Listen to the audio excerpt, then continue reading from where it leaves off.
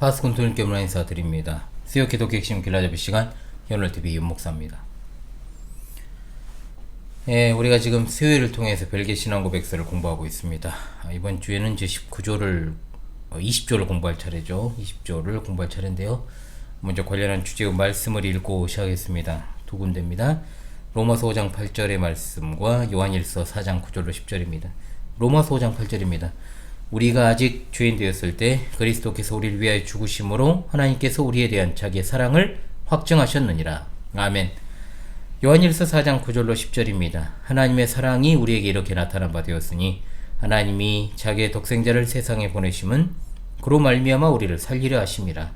사랑은 여기 있으니 우리가 하나님을 사랑한 것이 아니요 하나님이 우리를 사랑하사 우리 죄를 속하기 위하여 화목제물로 그 아들을 보내셨습니다. 아멘. 벨기에 신앙고백서 제20조의 주제는 그리스도 안에 있는 하나님의 공의와 자비에 관한 내용이 되겠습니다. 자, 본문을 먼저 읽도록 하겠습니다. 우리는 완전히 자비로우시고 공의로우신 하나님께서 그분의 아들을 보내셔서 불순종을 범한 본성을 취하게 하시고 그 본성을 만족해 하시어 그의 가장 지독한 고통과 죽음을 통해 죄에 대한 형벌을 담당케 하셨음을 믿습니다. 그러므로 하나님께서는 그분의 아들에게 우리의 허물을 담당케 하심으로써 그분의 공의를 나타내셨으며 죄를 범하여 멸망받은 우리에게 당신의 선하심과 자비하심을 쏟아부어 주셨습니다. 하나님께서는 가장 완전한 사랑으로 당신의 아들을 우리를 위하여 죽도록 내어주셨고 그분을 통하여 우리가 불멸과 영원한 생명을 얻을 수 있도록 우리를 의롭다 칭해 주시기 위하여 그분을 다시 살리셨습니다. 라고 했습니다. 자, 하나님의 속성에 대해서는 우리가 첫 번째 조항에서 공부를 했습니다. 그 다양한 속성들 가운데서 16조에 나오는 하나님의 선택 이후에 지속적으로 강조되는 두 가지 속성이 있습니다. 그게 바로 하나님의 공의와 자비입니다. 긍휼이라고도 하는, 즉 이건 하나님께서 영원전에 작정하시는 가운데 예정을 통해서 잘 나타났죠. 하나님의 자비는 선택으로, 하나님의 공의는 유기로 나타났습니다. 자, 특히 구약교회인 이스라엘 백성들이 하나님의 자비하심과 사랑으로 보호받았고 이방 국가들에 대해서는 하나님의 공의로 말미암은 심판을 내리십니다. 물론 이스라엘도 그들의 죄악에 대해서 하나님의 공의를 통해 어려운 일을 당하게 하시지만 동시에 그들이 아예 멸망되도록 내버려 두지는 않으셨다라고 하는 사실을 우리가 알죠. 자, 그러므로 그리스도 안에 있는 하나님의 공의와 자비, 가장 잘 드러나는 게 어디냐? 바로 그리스도의 사역을 통해서 이것이 가장 잘 드러났습니다. 이전에 나타난 공의와 자비보다 훨씬 풍성한 형태로 예수 그리스도의 사역 속에 나타났다는 거죠. 즉 예수님께서 공적인 사역을 통해 하셨던 사역, 예수님의 사역의 이제 생애 말기에 그 최고의 정점에 해당하는 십자가에서 달리신 그 사역에 하나님의 공의와 자비가 가장 잘 드러난다라고 하는 겁니다. 그리스도께서 자신의 생애 전체와 십자가에서 행하신 일은 하나님의 속성인 공의와 자비를 잘 보여줍니다. 그래서 20조에 이렇게 고백하죠. 우리는 완전히 자비로우시고 공의로우신 하나님께서 그분의 아들을 보내셔서 불순종을 범한 본성을 취하게 하시고 그 본성을 만족해 하시어 그의 가장 지독한 고통과 죽음을 통해 죄에 대한 형벌을 담당케 하셨음을 믿습니다. 라고 했습니다. 자, 모든 것은 하나님의 주도로 인한 것입니다. 자, 20조의 첫 문장이 뭡니까? 모든 것이 다 하나님으로부터 시작되었다 라고 하는 것 아닙니까? 구원은 전적으로 하나님의 은혜입니다. 하나님으로부터 오는 것입니다. 하나님께서 하신 것입니다. 그래서 자기 자신을 우리에게 나타내시고자 하시는 하나님의 뜻으로부터 구원이 시작된 겁니다. 하나님의 자비하심과 그 공의로우심에 따라서 하나님께서는 독생하신 아들을 세상에 보내셨고 성자 예수 그리스도께서는 하나님의 공의와 자비를 그대로 나타내신 거죠. 하나님의 주도로 말미암은 구원, 하나님의 공의와 자비, 예수 그리스도의 사역에 있어서 핵심이라고 할 수 있는 십자가상에서 가장 잘 드러나게 되었습니다. 자, 그렇다면 십자가에 나타난 하나님의 공의를 볼까요? 20조는 이렇게 이 사실을 고백합니다. 그 본성을 만족해 하시오. 그의 가장 지독한 고통과 죽음을 통해 죄에 대한 형벌을 담당케 하셨음을 믿습니다. 그러므로 하나님께서는 그분의 아들에게 우리의 허물을 담당케 하심으로써 그분의 공의를 나타내셨으며 라고 했습니다. 자, 이것이 십자가에 나타난 하나님의 공의입니다. 종종 질문하는 것이 하나 있는데 그것은 뭐냐?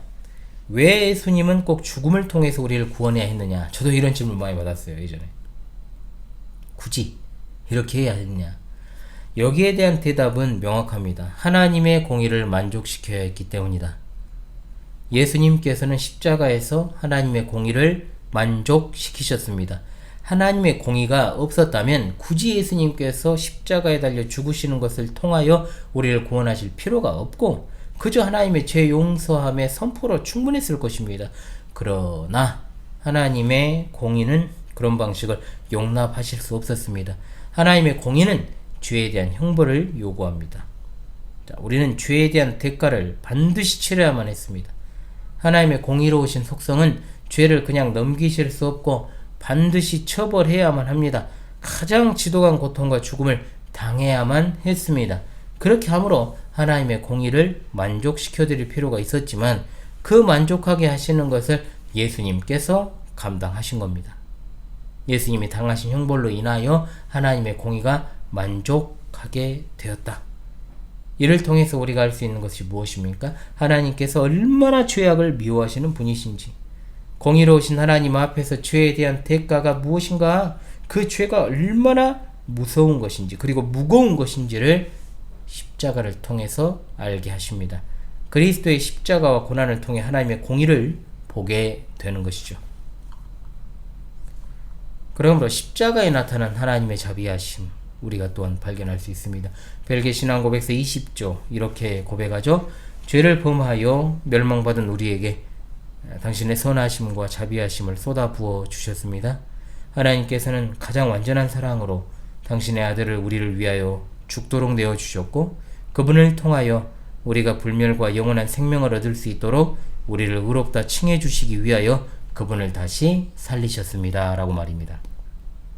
우리가 당해야 할 고통스러운 저주를 예수님이 당하심으로 죄 때문에 받아야 될 멸망에서 벗어나게 된 것이 십자가를 통해 드러난 하나님의 자비하심. 아무런 죄가 없으신 예수님께서 죄 많은 우리를 대신하여 그 벌을 받으셨으므로 이걸 갖다가 대리적 속죄의 대속이라고 부르죠.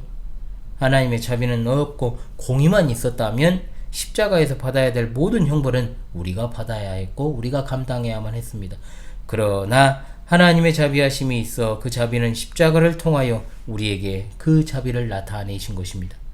로마서 5장 8절의 말씀이 다시 나올 수밖에 없죠. 우리가 아직 죄인 되었을 때에 그리스도께서 우리를 위하여 죽으심으로 하나님께서 우리에 대한 자기의 사랑을 확정하셨다라고 말입니다. 고린도 후서 5장 14절 말씀, 그리스도의 사랑이 우리를 강권하시는도다. 우리가 생각하건대 한 사람이 모든 사람을 대신하여 죽었은즉 모든 사람이 죽은 것이라. 요한일서 4장 9절 10절, 하나님의 사랑이 우리에게 이렇게 나타난 바 되었으니 하나님이 자기의 독생자를 세상에 보내심은 그로 말미암아 우리를 살리려 하심이라. 사랑은 여기 있으니 우리가 하나님을 사랑한 것이 아니요 하나님이 우리를 사랑하사 우리 죄를 속하기 위하여 화목제물로 그 아들을 보내셨습니다. 아멘. 공의 자비 다 중요합니다, 여러분. 어떤 것이 더 중요하냐? 당연히 둘 다 중요합니다. 하나님은 공의로우시기 때문에 죄를 범하여 정죄 받아 마땅한 자들에게 하나님의 진노가 쏟아 부어져야 되고, 하나님은 자비로우시기 때문에 하나님의 진노가 모든 죄인에게 쏟아 부어지지 않고 죄인들을 대신하여 다른 분, 즉 그리스도께 쏟아 부어지죠. 그리스도께서 나의 죄에 대한 하나님의 진노를 짊어지시기 위하여 십자가로 보내주십니다. 그 결과 나의 죄값이 지불되었습니다. 즉 하나님께서는 더는 나에게 진노하시지 않습니다. 그리스도께서 죄인들을 대신하여 서서 우리를 위해 하나님의 진노를 지심으로 죄인들이 자유롭게 되었는데, 이것이 바로 하나님의 자비 아닙니까? 어느 것도 외면할 수 없습니다. 하나님의 속성은 충돌하지 않습니다.